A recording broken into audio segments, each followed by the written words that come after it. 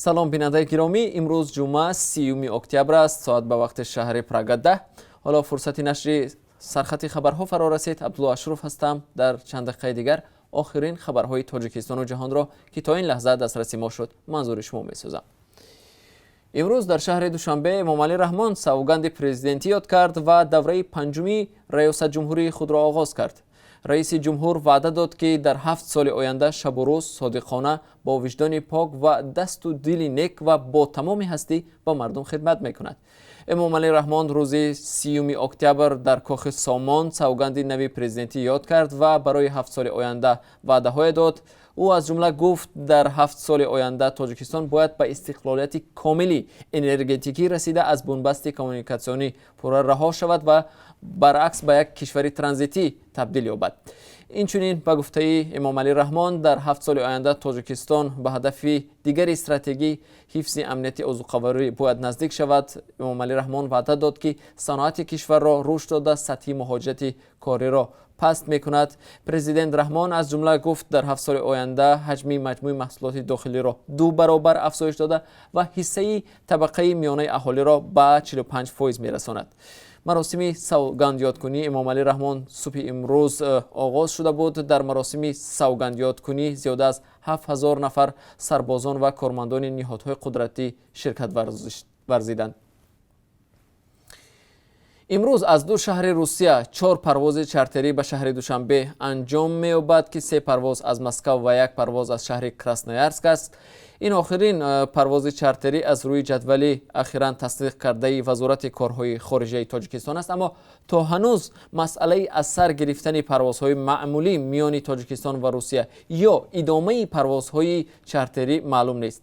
سفارت تاجیکستان در شهر مسکو میگوید تاجیکستان هنوز ماه ایول آمادگی خود را جهت برقرار کردن پروازهای معمولی به مقامات روسیه اظهار داشته بود. در صورت آماده شدن روسیه تاجیکستان حاضر است پروازها را برقرار کند، ولی این به وضع اپیدمیولوژی در خود روسیه و تصمیم مقامات این کشور وابسته است، گفتند در سفارت. پروازهای معمولی میان تاجیکستان و روسیه از 20 مارس این جانب بنابر خروج پاندمی کرونا ویروس قطع شدند.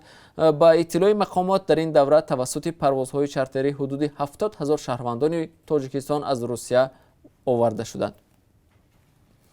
عربستان سعودی به شهروندان تاجیکستان اجازه ادای حج عمره را داد. نشریه آسیا پلاس در تکیه به کمیته دین خبر داد پادشاه عربستان سعودی تاجیکستان را شامل کشورهای کرد که شهروندانش حق دارند مراسم حج عمره را به جا بیارند.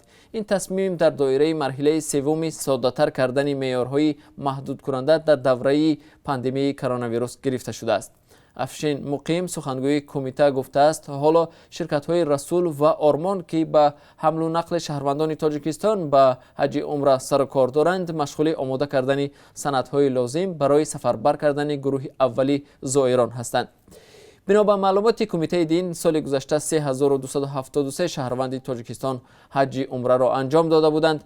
وزارت حج و عمره عربستان سعودی خبر داده است که زائران باید کرانتین 3 روزه را پس از حاضر شدن به عربستان سعودی پشت سر کنند. همچنین طبق قاعده های دوره پاندمی کرونا ویروس زائران باید پیش از 72 ساعت رسیدن به سعودی تست سپاریده باشند، معلومات گرفتار نبودن به این بیماری را در دست داشته باشند.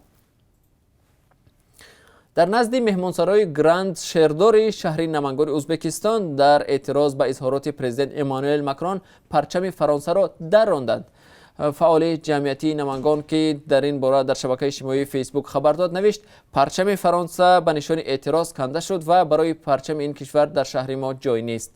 اخیراً در شبکه‌های اجتماعی ویدیوی پخش شد که در آن مرد به نام محمد اکرام از شهر نمنگان در بالای رسمی پرزیدنت فرانسه و همسرش راست ایستاده است. نمایندگان وزارت امور خارجه داخلی ازبکستان این قضیه را شرح ندادند. تا هنوز این عملها در حال صورت میگیرد که حدود 10 روز قبل ساموئل پاتی استاد 47 ساله فن تاریخ و جغرافیا در فرانسه بعد از نمایش کاریکاتور یا تصویرهای طنزآمیز پیامبر اسلام با شاگردانش در کنار شهر پاریس کشته شد. مقامات فرانسه روز 17 اکتبر گفتند که حمله‌ور جوانی 18 ساله چچن تبار از شهر مسکو است و هنگام عملیات به هلاکت رسید. این مسئله واکنش‌های جهانی را در پی داشت. رئیس جمهوری فرانسه در توییتر روز 25 اکتبر نوشت: ما هرگز تسلیم نخواهیم شد. ما سخنان توهین‌آمیز را قبول نداریم و از بحثی منطقی دفاع می‌کنیم. اظهارات رئیس جمهوری فرانسه در شماری از کشورهای اسلامی با واکنش‌های تند روبرو شد. پاکستان روز 26 اکتبر از معرکه اسلام ستیزی در اروپا اعتراض کرد. ایران پاریس را به روغن انداختن به آتش اکستریمیسم متهم نمود و رئیس جمهوری ترکیه به تحریم محصولات فرانسوی دعوت کرد. بلاروس بدون آگاهی قبلی مرزش را با لاتویا، لیتوا، لهستان و اوکراین بست. در کمیته دولتی مرزبانی بلاروس بسته شدن مرزها را به کرونا ویروس نو ربط دادند. یک روز پیش از بسته شدن این مرزها، الکساندر لوکاشنکو گفت ارتش بلاروس آماده است در صورت حمله از این کشورها آن را بازپس گرداند. رسانه‌ها می‌نویسند در گذرگاه‌ها با مرزهای کشورهای ذکر شده جمع‌شوی ماشین‌ها مشاهده می‌شود.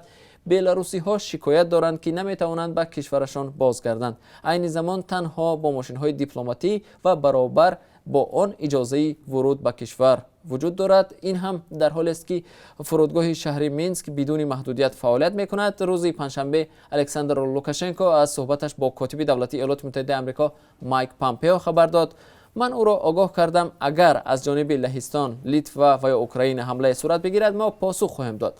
هم گفت لوکاشنکو. همزمان همان روز لوکاشنکو دستور داد که حفظ مرز با این سه کشور پرزور کرده شود.